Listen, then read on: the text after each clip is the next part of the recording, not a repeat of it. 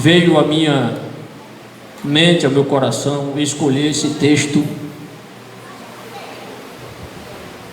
escrito pelo evangelista Marcos,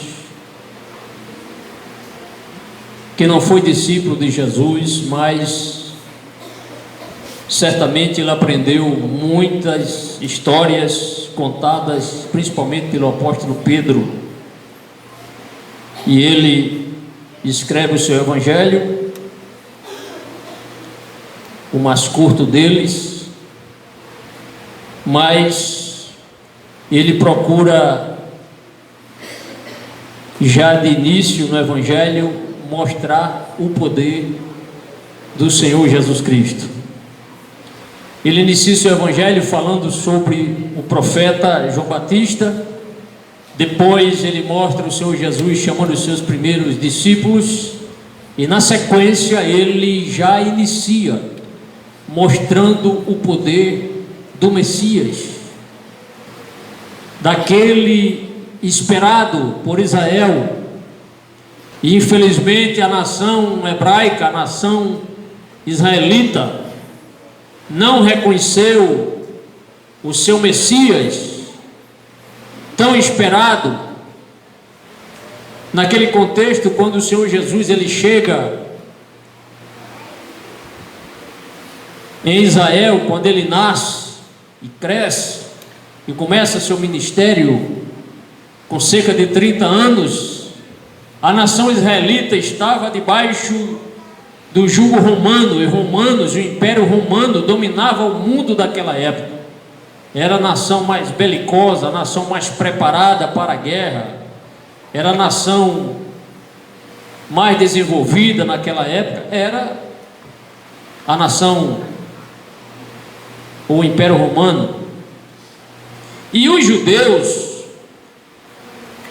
na sua grande maioria, não aceitaram ao Senhor Jesus, porque Jesus não veio como eles gostariam. Eles gostariam que Jesus viesse com o seu poder de convencimento, reunisse o exército de Israel e fizesse frente ao Império Romano, destronasse, quem sabe, até o imperador, expulsasse os romanos de Jerusalém. Mas Jesus não veio com essa finalidade política.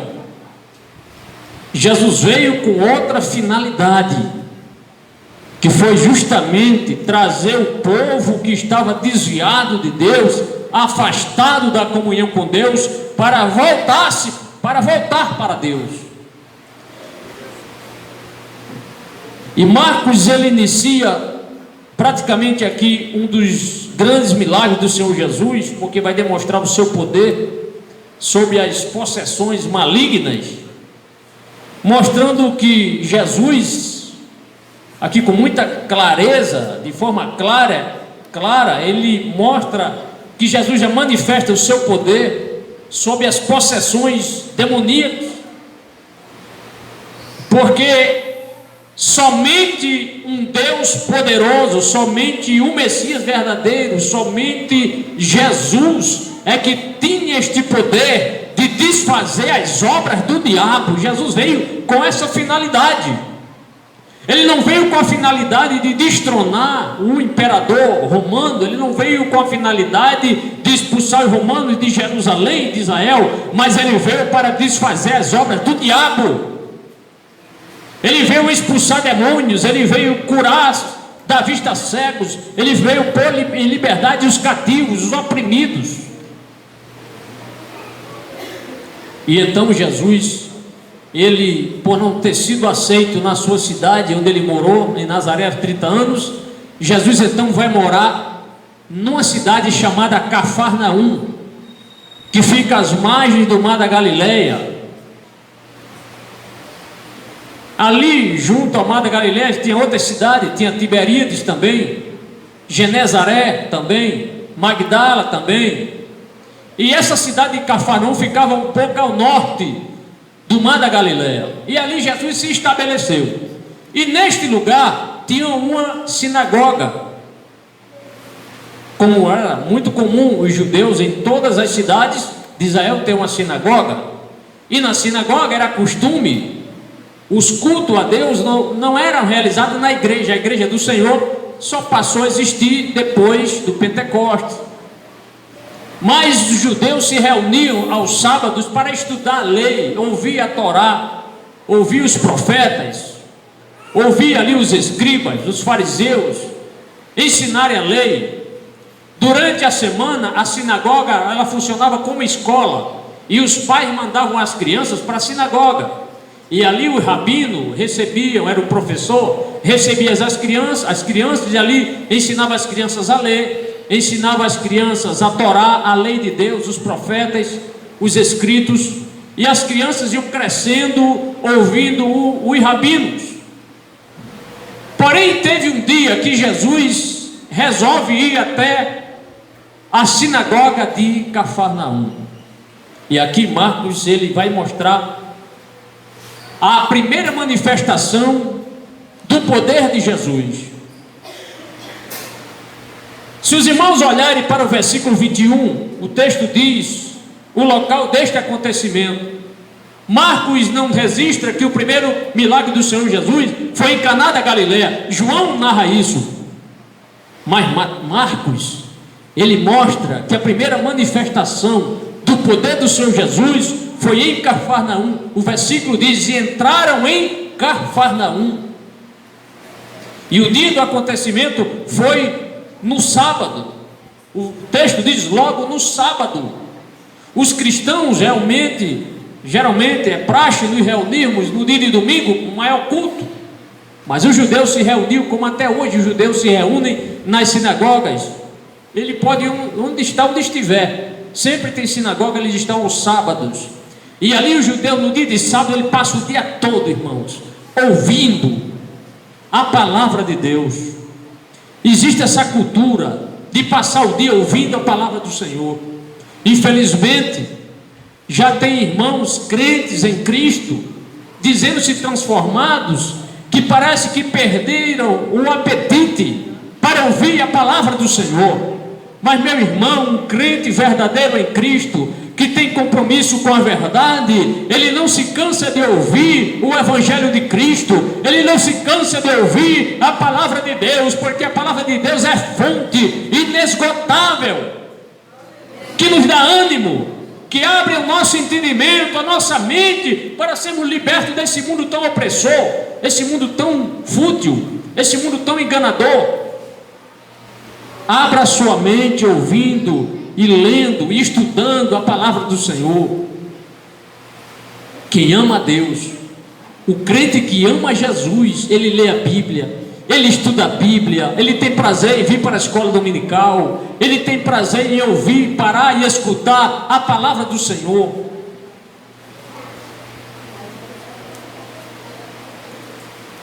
E ali Jesus resolve ir à sinagoga, que eu chamo a oportunidade do acontecimento. Indo ele à sinagoga, Jesus vai à sinagoga, já tinha sido expulso de Nazaré, não aceitaram ele ali, quase que o matavam ele, quase que o jogavam, o precipitavam. E ele, vendo que não era ainda o seu tempo, ele vai e estabiliza-se, fica em Cafarnaum. E ali ele começa a chamar seus discípulos. E num desses sábados Jesus vai até a sinagoga, e ali nós vemos a sua atividade na oportunidade do acontecimento. Ali foi dada a oportunidade para Jesus ensinar. Oh, coisa boa é ouvir Jesus ensinar. Eu fico pensando, irmão, que privilégio aquelas pessoas daquela época tiveram. Nós ansiamos um dia irmos para o céu e contemplar Jesus. Quem é que tem essa esperança aqui de ver Jesus um dia, irmão? Glória a Deus, eu tenho essa esperança. Eu creio que um dia eu verei face a face, e você também verá. Agora imagine você ver Jesus e ouvir os seus sermões, os seus ensinos. Quando Jesus ensinava, as pessoas paravam para ouvi-lo. Certa vez mandaram um grupo de soldados: vão lá, prendam ele está ensinando no templo. Os soldados saíram com essa missão para prender Jesus. Só que quando eles chegam lá, quem fica preso é eles.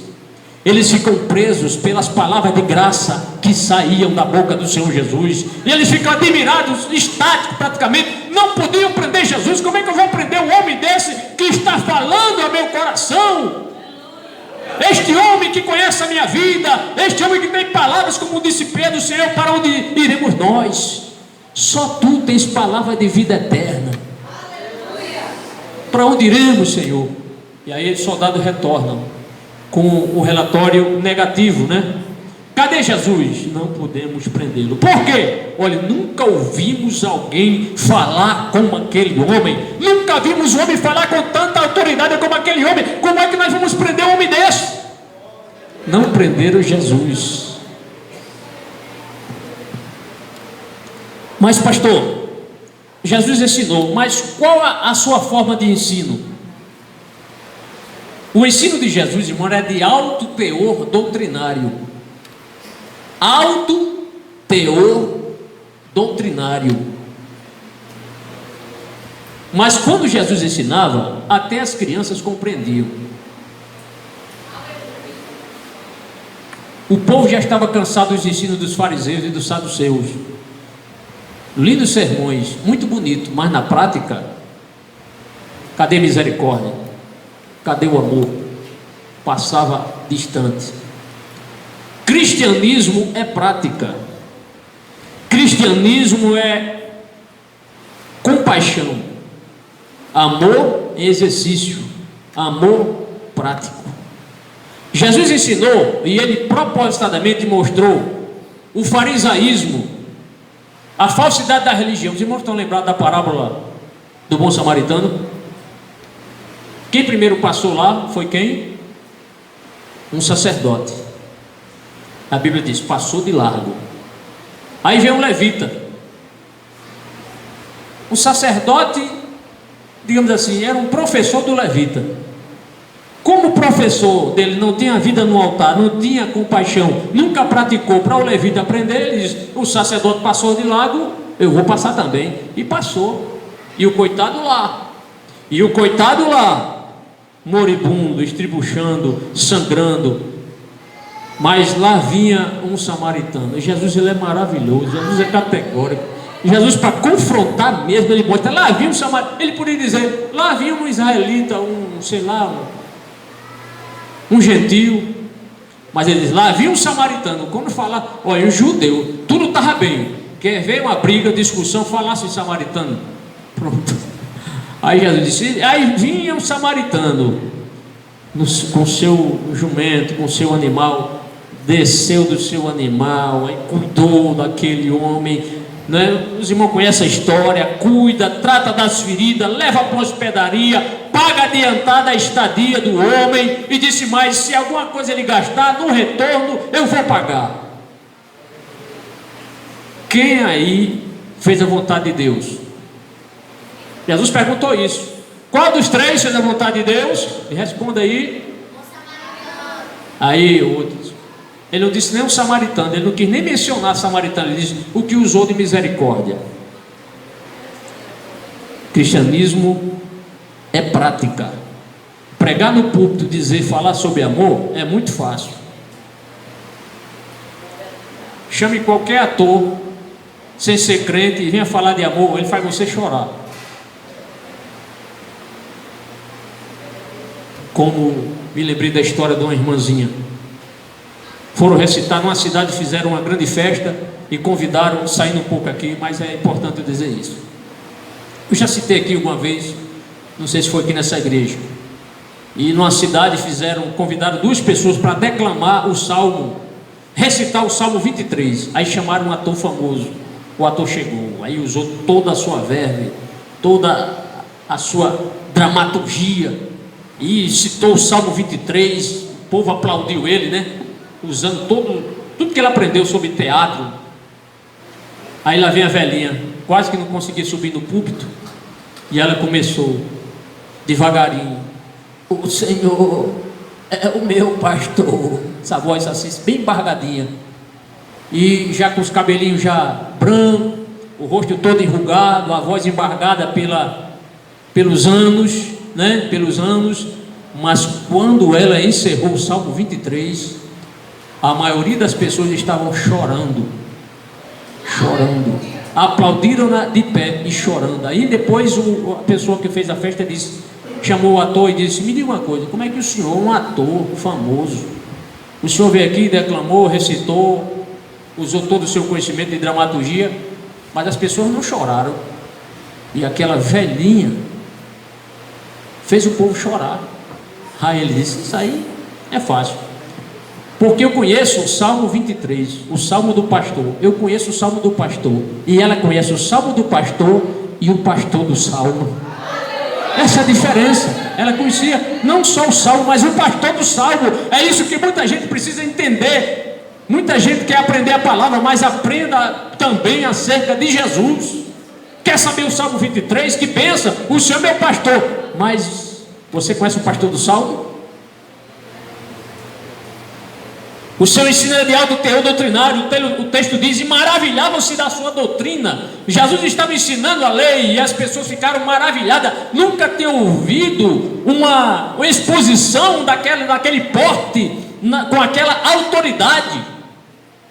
Foi algo ali que marcou aquele dia na sinagoga. E além disso, o texto vai nos mostrar que ele ministrava com poder. O texto diz: porque os ensinava como tendo autoridade. Isso é, Jesus ensinava, mas ele praticava o que ensinava. Isto era autoridade. Se ele estava falando de amor, porque realmente ele amava. O seu discurso era prático. É isso que muitos crentes precisam, é aprender isso, irmão, praticar o amor. Praticar o que prega, praticar o que ensina, praticar o que canta.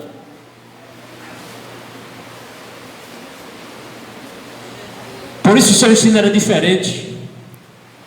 Quando o texto diz: não como os escribas, o povo já estava abusado de ouvir escriba.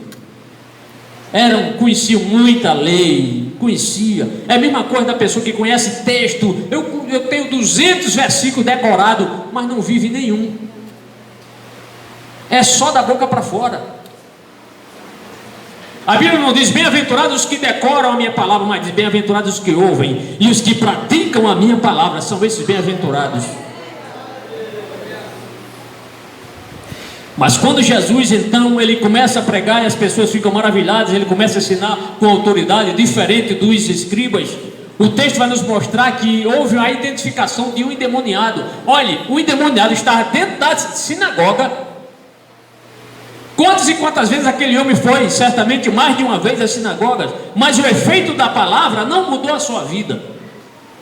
Aquele homem, possesso, certamente foi mais de uma vez àquela sinagoga, mas nada mudou a sua vida. Porém, naquele dia, Jesus estaria ali o esperando, e ele precisava ser liberto naquele dia. Ele estava no local do culto. O texto diz: e estava na sinagoga deles. E qual era o estado espiritual deste homem? Este homem estava com o espírito imundo. O homem com o espírito imundo, demônio na vida daquele homem, estava ali. Mas quando Jesus começa a ensinar a palavra de Deus, quando o discurso de Jesus é um discurso prático, algo aconteceu ali. Porque aquele homem endemoniado, ele identifica-se. Na presença de Jesus, os demônios não aguentam, não ficam calados. Fica calado depois que ele dá a ordem. Eles se manifestam. E ali ele começa a exclamar. O texto diz: o qual exclamou dizendo. E agora na sequência, no versículo 24, irmãos, nós vemos aqui o reconhecimento do endemoniado. Jesus de cara já reconhece. Marcos escreve o que aquele demônio falou. E quando esse demônio fala, nós reconhecemos, e Marcos escreve isso, que ele reconhece que Jesus não pactuava com ele. Jesus não tinha amizade com demônios, Jesus não pactuava com demônios, Jesus não dialogava com demônios. E o demônio diz: que temos contigo, Jesus Nazareno? falou a verdade. Que temos contigo? Jesus Nazareno. E nessa hora, ele ainda diz, reconhecendo que Jesus tinha poder sobre os demônios, ele diz assim: vieste destruir-nos? Demônio, vieste destruir-nos? Satanás é atrevido, irmão. E ele, achando que iria massagear o ego de Jesus, porque a gente deve ter muito cuidado. Jesus disse: ai de vós, quando todos disserem bem de vós. Tenha muito cuidado com os elogios falsos.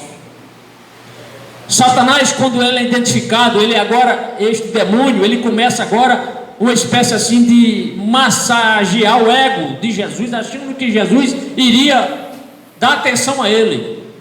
Quando ele até reconhece que era Jesus, olha o que o demônio fala: bem sei quem és,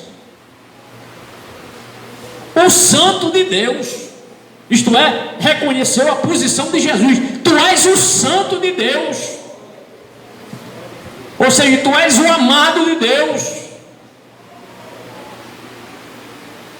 E nesse instante, irmãos, nós vemos a ação de Jesus diante do endemoniado. Jesus, ele não permite. Há muitas igrejas aí que, para atrair muitas pessoas, aí criaram-se o diálogo do pastor com os demônios. Isso é antibíblico. Não existe esse bope, essa oportunidade para ouvir Satanás falar. Ele vai falar agora: quem é que está em você? Aí a pessoa diz: é esse. Porque você entrou nele? Aí começa, sabe, aquela história para as pessoas ficarem vidradas, para se filmar, para ganhar adeptos, para pessoas ir para a igreja. Olha, naquela igreja lá o pastor dialoga com Satanás. Mas, irmão, Jesus não quer diálogo com Satanás. Jesus a identifica e já expulsa. Mas as pessoas hoje estão usando esse meio, esse artifício, para criar o diálogo, a conversa entre o pastor, o pregador e os demônios, deixando Satanás falar no púlpito, demônios falar no púlpito. Então, quando ele diz: tu és o Santo de Deus, Jesus não permite que o demônio continuasse falando. Nesse instante, quando ele diz: tu és o Santo de Deus, Jesus começa e já repreende esse demônio, dizendo, o texto diz: cala-te, sai dele. Repreendeu na hora. E quando Jesus diz isso, o demônio que estava no corpo do homem foi expulso. O versículo 26 declara: então o espírito imundo, convulsionando e clamando com grande voz, saiu dele. Ainda convulsionou ele ali, não é? Com a grande voz, não querendo sair, eu achando ruim sair daquele corpo. Mas Jesus veio para desfazer as obras do diabo. Aquele homem que estava servindo, o seu corpo estava sendo utilizado por Satanás, aquele homem que agora era prisioneiro de Satanás. Jesus só verbalizando, só expulsando aquele demônio, o demônio bate em retirada e aquele homem é livre. Aquele homem agora poderia ir para casa, abraçar sua esposa, seus filhos. Não sei se era casado, mas se fosse, as pessoas iriam ver a diferença. O que aconteceu? Ele poderia dizer: eu estava na sinagoga e aquele homem começou a falar com autoridade, não é? E ele expulsou, me libertou daquele demônio que tomava conta do meu corpo. E sabe qual foi a reação das pessoas, irmãos? As pessoas ficaram extasiadas com o acontecimento. Quando o texto diz: e todos se admiravam, se admiraram. Nenhum escriba tinha expulsado demônio, nenhum profeta que eu sei. Alguém já viu um profeta expulsar demônio? Alguém já viu? Mas Jesus expulsou, usando a sua palavra. E as pessoas ficaram sem entender o acontecimento, irmãos. Não entendiam o que aconteceu. O que Jesus fazia, as pessoas não entendiam. Tudo o que Jesus fez é inexplicável. A ciência não explica, porque milagre só quem faz é Deus. Como um homem morto 4 dias, já o seu corpo em putrefação, em avançado estado de decomposição, porque um defunto, com 24 horas, você depois tem que enterrá-lo. Se enterrar com 48 horas, a menos que coloque na geladeira, nesses cantos onde é guardado o corpo específico, lá no IML, existem aqueles freezers para guardar os cadáveres. Ali ele não fica podre, fica ali quanto tempo for necessário. Mas naquela época, o corpo já é putrefação. Quando Jesus chegou lá no cemitério para ressuscitar Lázaro, a própria irmã dele disse: Senhor, já cheira mal. O povo chegou lá já, ó, cheira mal, Jesus, está para o seu nariz aí. Mas chegou o dono da vida, o que soprou nos meus narizes, nos seus narizes, e deu fôlego da vida, e nós passamos a ser gente, pessoas, recebemos o Espírito do Senhor, e naquela mesma hora, coração, irmão, sangue já talhado, podre, tudo ali. Mas quando Jesus disse Lázaro, exclamou: Lázaro, sai para fora. Oh, aleluia! Nessa hora, irmão, nessa hora, eu acredito que houve aquela expectativa. Gente arregalou o olho ali. O que é que vai acontecer agora? De repente lá vem Lázaro, todo, né? Alguns dizem que ele saiu assim, né? Porque ele saiu assim, ó, pulando, irmão. Porque naquela época enfaixava-se o defunto, botava ervas, especiarias, entendeu? Para não feder muito. Todo enrolado. Aí Jesus disse: desate ele, deixa ele ir. Desata-o e deixa ele ir para casa. Esse foi um dos maiores milagres que Jesus fez. A ciência sabe explicar isso? Não explica. Sabe por quê? Porque milagres não se explicam, simplesmente se creem no poder do Senhor Jesus. Qual é o maior milagre que você acha que Jesus fez? Foi esse? Ele fez coisas maiores. Ele andou por cima do mar sem se afundar.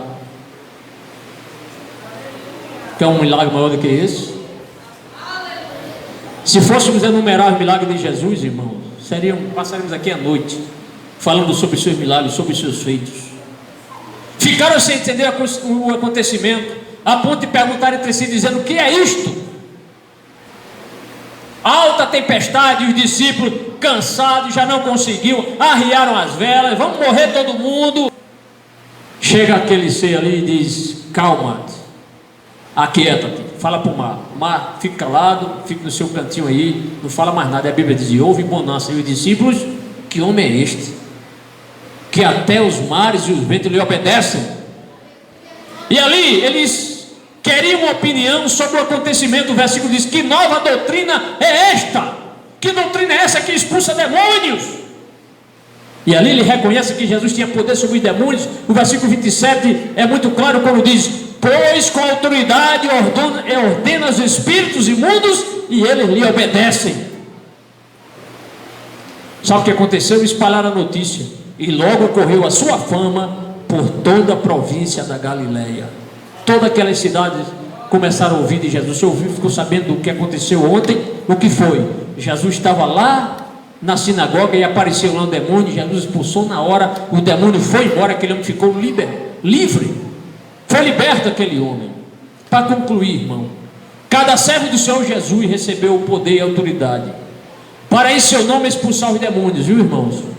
Se um dia aparecer um demônio na sua frente aí, uma pessoa possuída por demônio, não corra não. Use a autoridade que Jesus lhe deu. Ele disse: em meu nome expulsareis, ou expulsarão demônios. Use a autoridade, não é a autoridade do nome do pastor. Não vai expulsar o demônio em nome da Assembleia de Deus, em nome do pastor Martim, em nome do pastor Moisés, não. Em nome de Jesus, eu te digo: sai dele. Agora tem que estar com a vida no altar.